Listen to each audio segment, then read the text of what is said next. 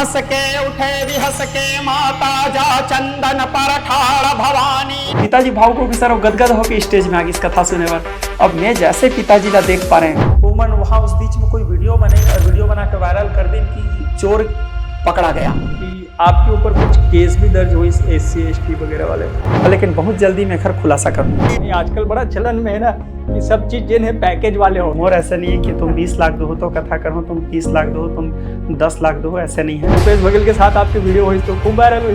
भाजपा के बहुत से विधायक है, बहुत से नेता हैं जाकर साथ में वीडियो वायरल हुई से। महाराज भाजपा समर्थक है, कुछ जन के भाव है कि महाराज कांग्रेसी समर्थक है। ये नवागाड़ा से नवागाड़ा ही न गरजे डोंगारा गाड़ा धमलाई।